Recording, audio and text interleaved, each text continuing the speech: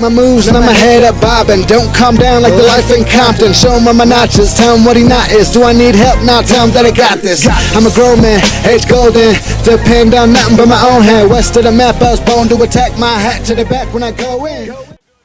What's going on, everybody? My name's Hajilicious, and welcome back to my prediction series. Today we're taking on the Week 3 matchups of Raiders at Titans. But first, I need to touch upon last week's game against the Falcons just a little bit.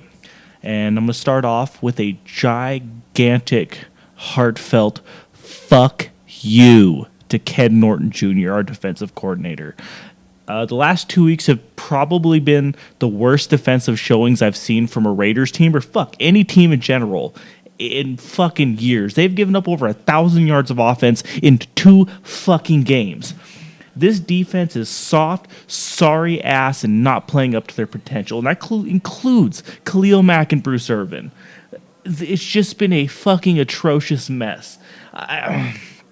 I don't even know where to fucking start. First off, let's start off with the fact that Ken Norton Jr. got out-coached by Kyle fucking Shanahan. Like, let that fucking sink into your fucking skull, Raider fans. Kyle fucking Shanahan had Matt Ryan in that offense carving the Raiders defense up all goddamn game. The biggest issues I've seen so far is the same problem that we've had last year. We cannot cover a tight end over the middle. We cannot cover running backs in passing over the middle. Anything over the fucking middle that our middle linebackers have to cover is fucking wide open all goddamn day. And I mean, kudos to Kyle Shanahan, because he wrote up an offensive game plan that let Matt Ryan just fucking butt-fuck the Raiders for 60 minutes. And Malcolm Smith, Ben Heaney, Corey James, all 3 of our middle linebackers were brutalized all goddamn game. This team couldn't fucking stop on third down if you gave them a bat and a rifle. It's atrocious. And I hate Khalil Mack is the best person on this team, and he's been silent for 2 fucking games. If he can't chip around tight ends, give him a little help, something to help this guy out. I mean, this is not the kind of football that the Raiders are trying to play this year. After investing money in Bruce Irvin, in Sean Smith and Reggie Nelson, a draft pick in Carl Joseph, who we haven't even seen fucking start yet. I don't know if his development has fallen behind, or if he's pissed off the coaches. Did he fuck Jack Del Rio's wife? He needs to be on the field. You don't invest a high first round pick in somebody like that and just let him sit on the bench. I get it for the first game against Drew Brees. Jack Del Rio wanted somebody out there, a little more veteran, so he had Reggie Nelson and Nate Allen at starting safeties. This week, it was Reggie Nelson out there, and Nate Allen and Keith McGill were splitting snaps. I've been happy with Keith McGill. He's been playing good. David Amerson got himself a pick. He's been playing good at corner. DJ Hayden's been okay. I fucking hate that kid because he's just how high of a draft pick and how big of a flop he is. But those guys have been good. It's the fucking middle linebackers, and for whatever reason, we're getting a decent pass rush. It's there, but it's. Anytime they needed the third down, they got it. The Raiders couldn't stop shit. Couldn't fucking stop shit. It's disappointing. For the money we pay Sean Smith to come here and shore up our cornerback situation, to have him whiffing on plays and getting burnt by fucking everybody. And I'm pretty sure I touched on this in the last video. Sean Smith was given a pass last week because when he was in Kansas City, his weak spot was against those shifty, quick speedster receivers. And New Orleans has a lot of those kind of guys. And we gave him a pass on that. And people are like, oh, he's going to be good this week because Julio Jones is, more the receiver that he's good at covering, the big, tall, strong, lanky guys. But he got burnt fucking crispy by him too.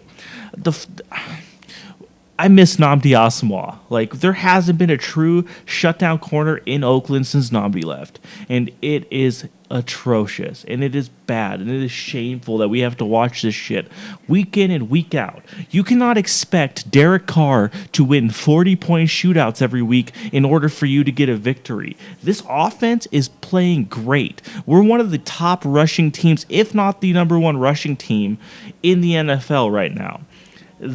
The running's good. Amari Cooper had himself... The dude, he might as well put a trampoline out on the field, because that guy, he caught a ball this week that was just like 10 feet in the air. Like, he went up and got that son of a bitch. Like, the offense is playing great. Kalichi Osemele, I feel like I'm going to be talking about him every week, because if you watch any of the long runs that happen, there's a good chance you'll see Kalichi fucking 10 yards upfield, pancaking fools, steamrolling motherfuckers. He has been the one free agent ad this year. I mean, Bruce Irvin's been doing his own, but the one free agent ad that has been pulling way more than his own weight. Mike Tice has got that offensive line cooking right now. But that defense is fucking bad. Just fucking atrocious. And I can't fucking stand to watch it, because it's the same feeling I had last year, where when I'm watching these games, I'm like, our defense isn't going to stop. They're not going to stop anybody. And if people wonder why, Jack Del Rio's making these crazy calls to go for it on fourth down and to go for 2-point game-winning conversions, it's a testament of what he thinks of that defense. So much so, the last drive of the Falcons game, he took play calling duties out of Ken Norton Jr.'s hands. That is never, ever, ever anything you want to hear about a defensive coordinator is losing his play calling. And to be honest, every one of these Seattle defensive guys that have left haven't really done shit. Dan Quinn, Ken Norton Jr., anybody, all these guys. If Pete Carroll's not on the fucking sidelines, it seems like these guys can't do dick. Well, I guess I don't want to rant too long on this, so let's move on.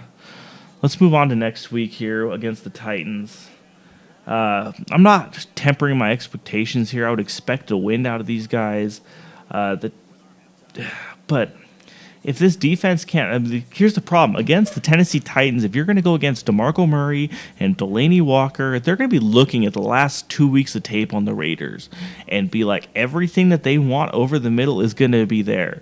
So expect Marcus Mariota to carve up this defense, because until they show me something that says we can go out there, we can close out a game, I have zero faith in that defense.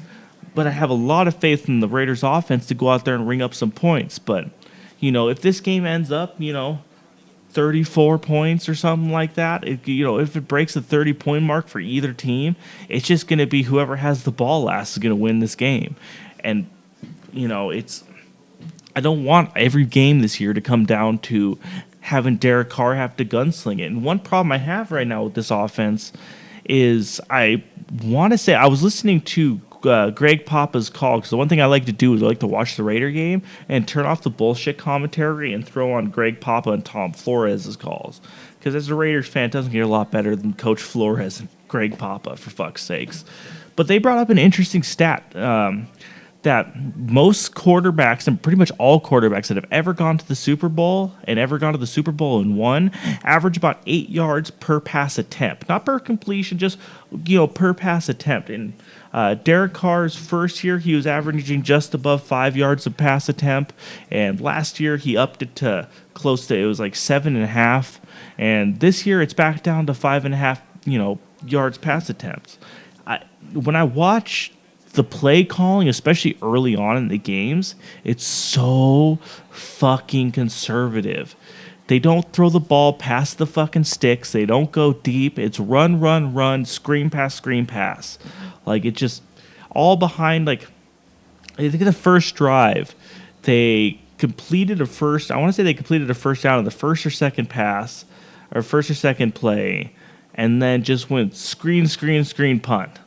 Like, you have two receivers on the outside that can go up and absolutely brutalize opposing defensive backs, and you don't use them. And it's a prime example when they did the last play of the game. Instead of going for the Hail Mary to try to get the touchdown, they do a bubble screen to Amari Cooper. And that's almost the exact play calling right there, the philosophy that I just disagree with. It reminds me a lot of what Bill Musgrave did in Minnesota, with rode the coattails of Adrian Peterson. I don't think you don't have an Adrian Peterson here.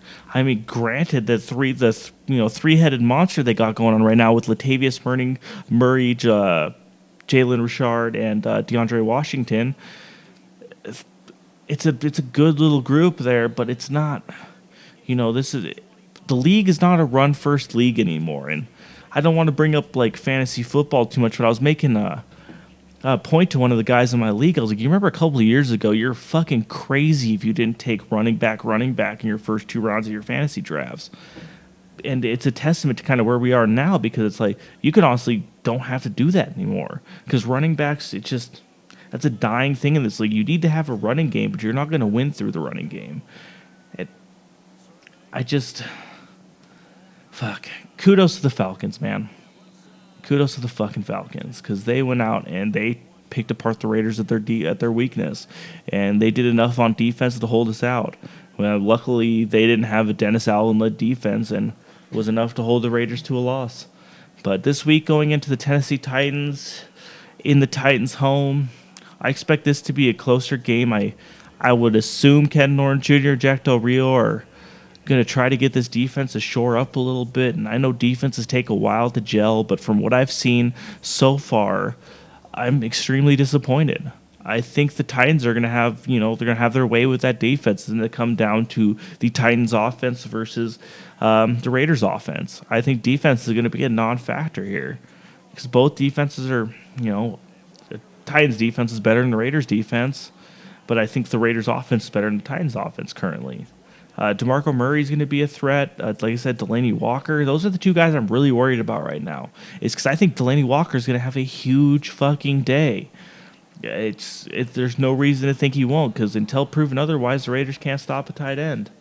So this is a game that I had chalked up as a loss, honestly. This feels like a trap game to me. I expect the Raiders to come in here and win, but I'm tempering my expectations now. I'm going to pick the Raiders to lose this game. Let's go 24-17. That's kind of where I'm thinking right now. I just you can't expect Derek Carr to come win these 40-point shootouts every game, and that might be a low score, but something tells me right now. I mean, if they go out on the fucking road and pick up another win, I'm gonna be shocked. I'll be absolutely shocked. But right now, I feel like the Raiders are going to lose. This 11-5 record that I predicted doesn't look very good anymore. I mean, I don't want to be one of those people that's like, super stoked after a win and super depressed with a loss. But what I've seen on defense does not motivate me to, pick the Raiders in a win here. I need them to. The loss of Mario Edwards Jr. right now couldn't be more unspoken. Like, he is, for whatever reason, he just seems to be the key in that defense. Just, he's good enough to draw some little bit of the help away from Khalil Mack and a little bit of the offensive line away from Khalil Mack. But, God damn it, we need him back. We need Alden Smith back. We need another cornerback. We need a middle linebacker. If Ken Norton Jr. keeps trying to run this Seattle defense, he needs a middle linebacker. We don't have a KJ Wright or a Bobby Wagner.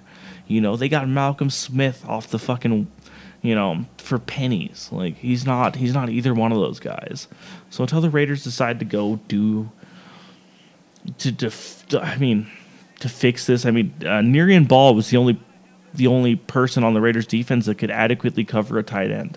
And he can't stay healthy, and he can't be counted on right now.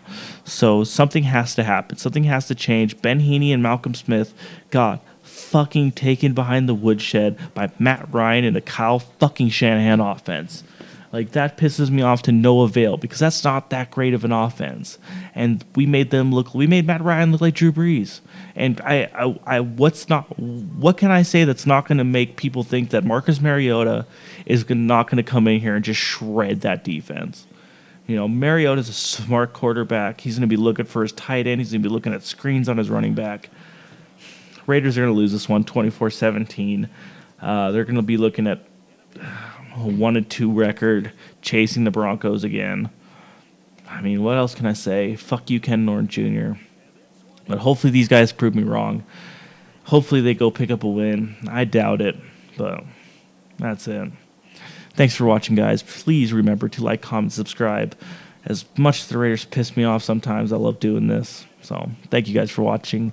Go fuck yourselves and go Raiders.